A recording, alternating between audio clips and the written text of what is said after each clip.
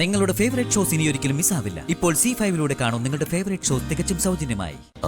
രമ്യ, ഇതാണ് ഋതിക മാഡം. പ്രതാപ് വർമ്മ സാറിന്റെ മോളാ. മാഡത്തെ കോളേജിൽ കൊണ്ടുപോകുന്നതും തിരിച്ചു കൊണ്ടുവരുന്നൊക്കെ ഞാനാ.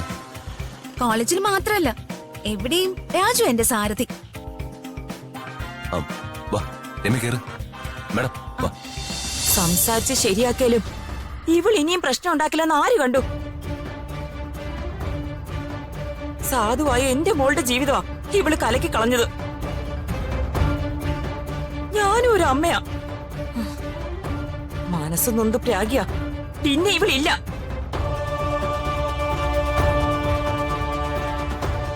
സർ, മീറ്റിംഗിന് സമയമായി. ഇറങ്ങുന്നില്ലേ?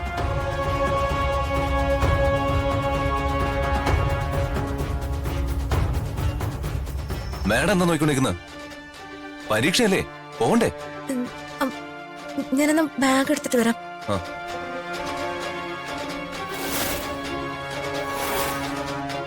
പ്രതാപനൊന്ന് കത്തിക്കേറി വന്നതാ. അപ്പോഴാ വെള്ളം ഒഴിച്ച് ഇവൻ ആ തീ കെടുത്തിയത്. ഇപ്പൊ നിനക്ക് ഋതികയെ രക്ഷിക്കാൻ പറ്റുമായിരിക്കാം. എപ്പോഴും അത് പറ്റണമെന്നില്ലല്ലോ. നീ കണ്ടോ അവളെ ഞാൻ എന്താ ചെയ്യാൻ പോകുന്നതെന്ന്?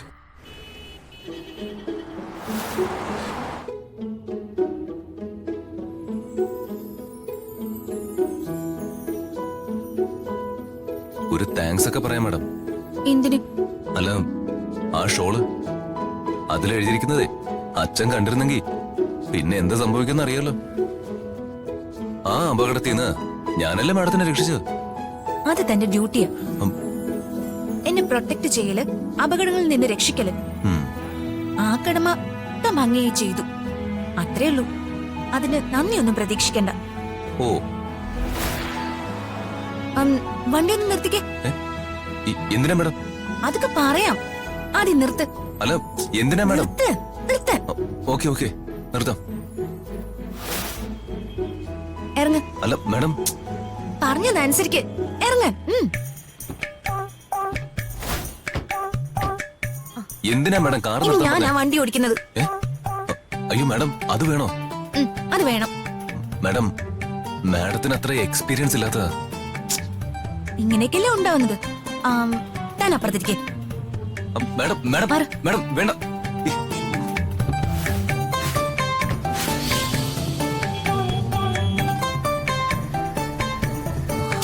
പേടിക്കണ്ട.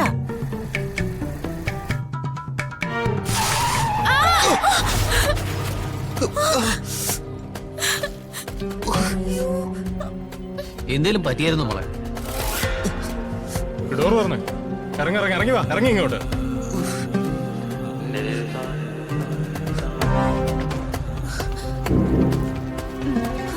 ഭാഗ്യം, വേറെ കുഴപ്പമൊന്നും പറ്റിയില്ലല്ലോ. മിസ്റ്റേക്ക് തന്റെ തന്നെയായിരുന്നു. അതെങ്ങനെ എന്റെ ആവുന്നത്? റോങ് സൈഡിൽ കൂടെ ആരാ വന്നത്?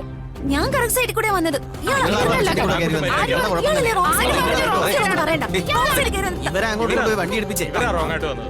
നിങ്ങൾ ആരും ബഹളം വെക്കണ്ട.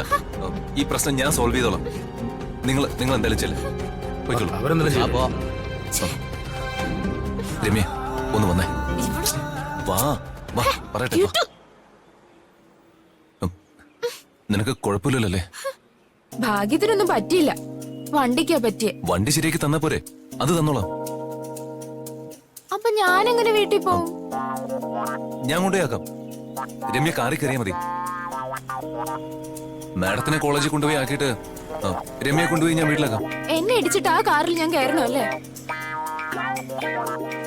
വാശി പിടിക്കല്ലേ, ഞാനല്ലേ പറയുന്നത്. എന്തായാലും വണ്ടി നന്നാക്കാതെ ഓടിക്കാൻ പറ്റില്ലല്ലോ. പിന്നെ ഇവിടുന്ന് പോണെങ്കിൽ തന്നെ ഏതെങ്കിലും ഓട്ടോ പിടിക്കേണ്ടി വരും. അതിനേക്കാൾ നല്ലത് കാറിൽ കയറുന്നല്ലേ. ശരി, രാജു പറഞ്ഞോണ്ട് ഞാൻ സമ്മതിക്കാം. ഒരു മിനിറ്റ്. മാഡം, എല്ലാം പറഞ്ഞ് ഒത്തുതീർപ്പാക്കിയിട്ടുണ്ട്. വണ്ടി ഒന്ന് ശരിയാക്കി കൊടുക്കേണ്ടി വരും. വലിയ കാശൊന്നുമില്ല. പിന്നെ ആ കുട്ടിയെ ഈ കാറിൽ കയറ്റി ഏതാ സ്ഥലത്തെന്ന് വെച്ചാ ആക്കി കൊടുക്കേണ്ടി വരും. ശരി ശരി, അപകടം സംഭവിച്ചു പോയില്ലേ, സഹിച്ചല്ലേ പറ്റൂ. അതാരാ രാജു? രാജുവിന് എങ്ങനെ അറിയാം? അത് രമ്യ, എന്റെ ഹൗസ് ഓണറാ. ശരി, വിളിച്ചോ. ഞാൻ വിളിച്ചിട്ട്. രമ്യ വന്നേ പോ, വന്നേ പോവാ വാ. രമ്യ, ഇതാണ് ഋതിക മാഡം. പ്രതാപ് വർമ്മ സാറിന്റെ മോളാ. മാഡത്തെ കോളേജിൽ കൊണ്ടുപോകുന്നതും തിരിച്ചു കൊണ്ടുവരുന്നൊക്കെ ഞാനാ. കോളേജിൽ മാത്രല്ല, എവിടെയും രാജു എന്റെ സാരഥി. വാ രമ്യ കേറ്. മാഡം വാ. ഹായ് ഭാവി, നമുക്ക് കഴിക്കാം. ഹായ് അച്ഛൻ. ചക്കര പിടിച്ചോ. അമ്മേ, അച്ഛൻ വന്നു. അമ്മേ,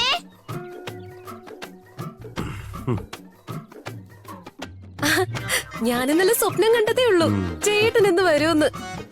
ആഗ്രഹമില്ലാഞ്ഞിട്ടാണോ? കാരണക്കാര് നിങ്ങളൊക്കെ തന്നെ അല്ലേ? ഞാനായോണ്ടാ, അല്ലെങ്കിൽ പണ്ടേക്ക് ബന്ധം അവസാനിപ്പിച്ചാന്. അല്ല, ജയം വന്നിട്ടെന്താ ഇവിടെ തന്നെ നിന്ന് കളഞ്ഞത്? വാ അകത്തേക്ക് വാ മോനെ. തറവാട്ട് ജനിച്ചവനാ ഞാനും. മാനാഭിമാനങ്ങൾ വിട്ടേ ഇന്നേ അവരൊന്നും ചെയ്തിട്ടില്ല. ഈ വീട് പണി നടക്കുമ്പോഴെങ്കിലും കാശ് തരുന്നു വരും. എവിടെ ഇതൊരു മുതൽ പറ്റിക്കുന്ന പോലെ. അതൊക്കെ ജയന്റെ വേറെ തോന്നല് മാത്ര, ഉണ്ടായിട്ട് തരാതിരിക്കുന്നതല്ലോ, ഇല്ലഞ്ഞിട്ടല്ലേ. എന്നോട് ഇഷ്ടമുള്ളതുകൊണ്ടാ ജയേട്ടൻ നാണം കെട്ടിട്ടാണെങ്കിലും വല്ലപ്പോഴും ഈ വീട്ടിൽ വരുന്നത്. അതൊരു സൗകര്യമായിട്ട് എടുക്കാന്ന് ആരും വിചാരിക്കണ്ട. ജയേട്ടൻ എപ്പോ ചോദിച്ചാലും ഇതാ പറച്ചില്.